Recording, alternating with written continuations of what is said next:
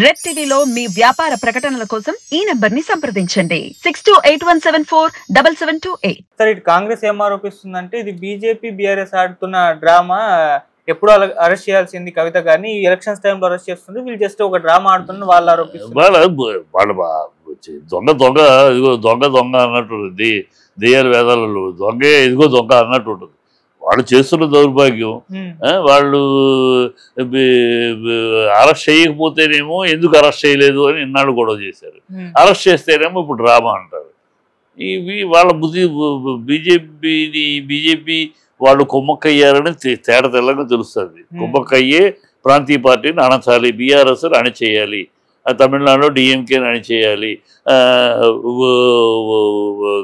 దీంట్లో మమతా బెనర్జీని అణచేయాలి. చూస్తున్నాం కదా ఎక్కడ ప్రాంతీయ పార్టీ యొక్క వెలుగుతుందో, ప్రాంతీయ పార్టీ ఎదుగుతుందో, ప్రజల మధ్య మంచి మన్ననలు పొందుతుందో దాన్ని అణిచేయటం, దాన్ని తొక్కేయటం, రకరకాల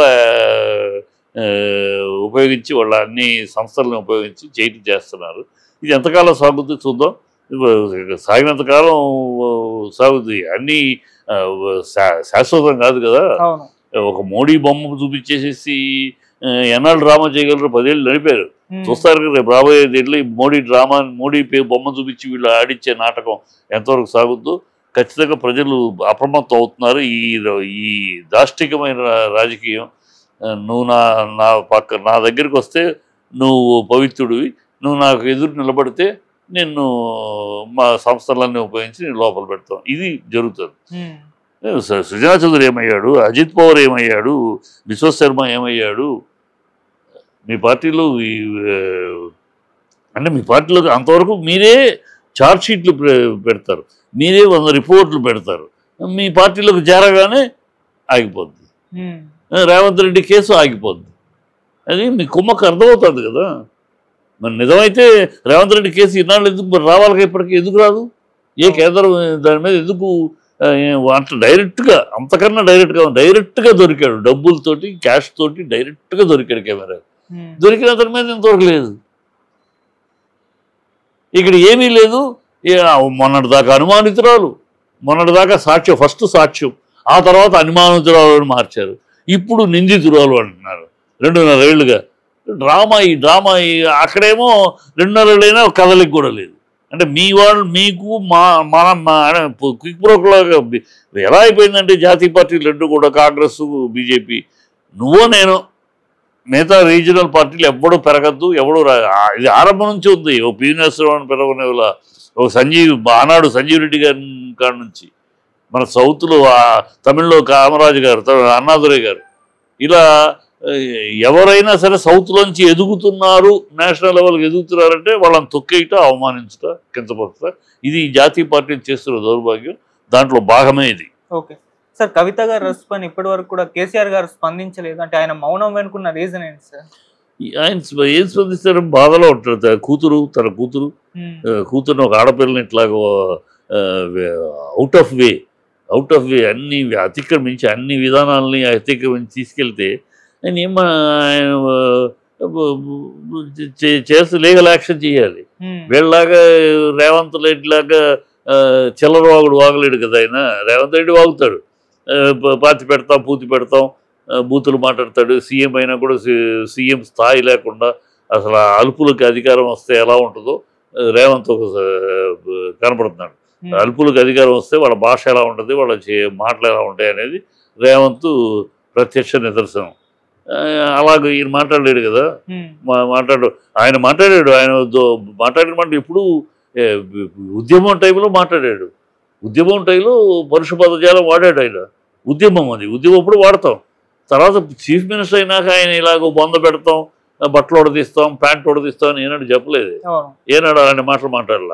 ఈ చిల్లర మాటలు వీళ్ళకి, ఎందుకంటే వీడు చిల్లరోడు. రేవంత్ రెడ్డి అనే వ్యక్తి ఒక చిల్లర వ్యక్తి. చంద్రబాబు దగ్గర ఉన్నప్పుడు ఇలాగే వాగేవాడు. సోనియా గాంధీని రక్తం తాగి పోతాం అన్నాడు, ఇంకోటి అన్నాడు, చంద్రబాబు మాటలని మాట్లాడాడు. తర్వాత ఇప్పుడు చంద్రబాబు దగ్గర నుంచి 420 కేసు ఇరుక్కున్నాడు. రేవంత్ రెడ్డిగా, అప్పుడు సామంత్ రెడ్డిగా వాగాడు. ఇప్పుడు సీఎం అయ్యాడు. సీఎం అవటం అయినా కూడా ఆ బుద్ధి మారలా. ఇప్పుడు సోనియా గాంధీని ఏ నోటితోటి తిట్టాడో ఆ సోనియా గాంధీ కాళ్ళ దగ్గర కూర్చొని ఆవిడ ప్రాపకం కోసం ఆవిడ అమ్మ దేవత దెయ్య అంటాడు. రేపు ఎంపీ ఎలక్షన్లు పోతే ఊడిపోద్ది అతని ఉద్యోగం. ఊడిపోయినాక అప్పుడు ఏం మాట్లాడతారు చూడాలి. ఈ చిల్లర భాష అతను మాట్లాడతాడు, ఆ భాష మనం మాట్లాడలేము. అందుకని నేను అడిగాము ఎట్లా అసలు ట్రాన్సిట్ ఇది మినిమం, అది కామన్ మనకు కూడా తెలుసు. ఒక స్టేట్ నుంచి మరో స్టేట్కి ఒక నిందితుల్లో మీరు అరెస్ట్ చేసి తీసుకెళ్ళాలంటే ఇక్కడ ట్రాన్సిట్ మ్యాజిస్ట్రేట్ దగ్గర తీసుకెళ్ళి అక్కడ ట్రాన్సిట్ ఆర్డర్ తీసుకుని వెళ్ళాలి. ఏమీ లేదు, ట్రాన్సిట్ ఆర్డర్ లేదు. నేను కేటీఆర్ గారు ఆ ట్రాన్సిట్ ఆర్డర్ గురించి అడుగుతూ ఉంటే మీరు ఢిల్లీ వచ్చి కనుక్కోండి అంటాడేంటి. అంటే మా ఇష్టం, మా అధికారం మా చేతిలో ఉంది, సంస్థలు మా చేతిలో మేము ఏమైనా చేస్తాం. ఈ డ్రామాలు ఎన్నాళ్ళు సహిస్తారు ప్రజలు, చూస్తారు. తగిన సమయంలో తగిన గుణపాఠం చెప్తారు. ఓకే సార్, కవిత గారు ఇప్పుడప్పుడే బయటకు రారు, చాలా టైం పడుతుంది ఆమె రావడానికి, మేబీ ఎలక్షన్స్ కూడా అయిపోవచ్చు అని చెప్పేసి కొంతమంది విశ్లేషకుల అభిప్రాయం. సార్ మీరేం చెప్తారు మరి? వాళ్ళు అదే ఇప్పుడు సిసోడియాని ఈ కేసులో అరెస్ట్ చేసిన వాళ్ళు ఎవరు బయటికి రాల. అవును, అరెస్ట్ చేసిన వాళ్ళందరినీ ఇలాగ ఏదో దీని మీద నెపం పెట్టి అదిగో ఇప్పుడు ఒక దొంగ అరెస్ట్ అయ్యాడు. ఆ దొంగ ఇచ్చే ఇది అప్రూవల్ అయిపోయాడు. అప్రూవల్ అయిపోయి వాడు ఇచ్చేది ఎట్లా నీకు యాక్సెప్టబుల్ అవుద్ది? వాడి నుంచి వాడు తప్పించుకోవటానికి నేను కాదు దొంగ, ఆడు దొంగ అని చెప్తాడు. అది ఎట్లా నిజం? నువ్వు ఎట్లా దాన్ని తీసుకుంటావు? ఈ అప్రూవల్ అయ్యారు, వాళ్ళు అయ్యో చెప్పారు కనుక మేము అరెస్ట్ చేస్తున్నాం అనేవన్నీ ఒక డొల్ల విధానం. కాకపోతే వాళ్ళ అధికారం వాళ్ళ చేతిలో ఉంది కనుక బెయిల్ రాకుండా ఉండే విధంగా ఛార్జ్షీట్ తయారు చేయటం, లేని సాక్ష్యాలని లేని వాటిని కూడా ఇగో ఈయన సాక్ష్యం చెప్పాడని పలానా వాడు అరెస్ట్ చేసిన వాళ్ళని ఎవడో తీసుకెళ్ళటం, వాడు ఆ పిఏ సాక్ష్యం చెప్పాడు, పిఏ అప్రూవర్గా మారాడు, ఇంకోడెవడో అప్రూవర్గా మారాడు. వాళ్ళకేముంది, వాళ్ళ నుంచి వాళ్ళు తప్పించుకోవటానికి నేను కాదు దొంగ అంతే కదా, దొంగ నేను చేయలేదు ఆడు చేశాడు అంటాడు. అట్లాగే వాళ్ళు తప్పించుకుంటారు. వాళ్ళని ఆధారం చేసుకుని వీళ్ళు తయారు చేస్తున్నారు. కోర్టుకు కావాల్సిందేమో ఇలాంటి పెట్టు, అది వాదాపోదాలు అయినా కానీ తేలం, అది అప్పటిదాకా అనుభవించాలి. అది వీళ్ళు చేస్తున్న దాష్టికమైన విధానం. అది ఇందిరాగాంధీ పీరియడ్లో చూసాం, నా యంగ్ డేస్లో చూశాను. ఇందిరాగాంధీ పీరియడ్లో ఇలాగ ఇష్టం వచ్చేది ఎలా అనుకుంటే అట్లా, ఆవిడ ఎలా అనుకుంటే రూల్ అలా ఉంటుంది అంతే, అట్లా చేసింది. అప్పుడు అందరం దాన్ని వ్యతిరేకించే ఆవిడ్ని ఓడించారు. ఇప్పుడు మోడీ గారు మొహం చూపిస్తూ అమిత్ షా గారు అదే పని చేస్తున్నారు. ఓకే సార్, ఇప్పుడు మరి ఫర్దర్ గా ఏం జరగబోవచ్చు అంటారు? అంటే కవిత గారు అరెస్ట్ ఎలక్షన్స్ పైన ఎటువంటి ప్రభావం చూపిస్తుంది? ఆమె ఎలా ఫైట్ చేస్తారు? బీఆర్ఎస్ శ్రేణులు ఎలా నిల్చుంటారు ఆమెకు సపోర్ట్ గా? కవిత ఈ బీఆర్ఎస్ అనేది ఫైటర్ పార్టీ. ఎన్నో పార్టీలు ఎన్నోసార్లు పోరాడి ఉద్యమ పార్టీ. కానీ ఈ అరెస్టులు భయపడేది, వెనకడుగేసేది ఉండదు. కానీ దాని గురించి అవసరం లేదు, దాని గురించి కంగారు పడాల్సిందే లేదు. వీళ్ళు ఫైట్ ఇట్ అవుట్. ప్రజల్లో కూడా అప్రమత్తం అవుతారు. ప్రజలు కూడా ఎందుకు చేశారు, ఎట్లా చేశారు, ఇవన్నీ ట్రాన్సిట్ లేకుండా ఎలా తీసుకెళ్తారు, కోర్టులో హామీ ఇచ్చి ఎట్లా మీరు అరెస్ట్ చేస్తారు, ఇవన్నీ ప్రజలు గుర్తిస్తారు కదా.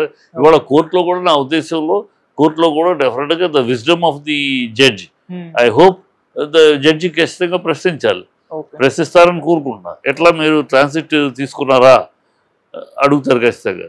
వీళ్ళు తీసుకోలేదు, ట్రాన్సిట్ తీసుకోకుండా మీరు ఎలా స్టేట్ దాటి తీసుకొచ్చారు అని అడుగుతాడు. ఖచ్చితంగా మీరు హామీ ఇచ్చారు కదా, మరి ఎందుకు చేశారు అని అడుగుతాడు. అడిగినప్పుడు వీళ్ళ సమాధానం ఏంటి, కోర్టు విజ్డమ్ ఎలా ఉంటుంది చూడాలి. కోర్టు నా ఉద్దేశంలో కోర్టు విజ్డమ్ తోటి ఇమ్మీడియట్గా within minutes, within hours release her she will be available for interrogation. ఇంట్లో ఉంటుంది, మీరు ఇంటికి వచ్చి తీసుకోండి. She will be available in Delhi if necessary. అంతేగాని you cannot put her in jail అని చెప్పాలి, చెప్తారని ఆశిస్తున్నాం.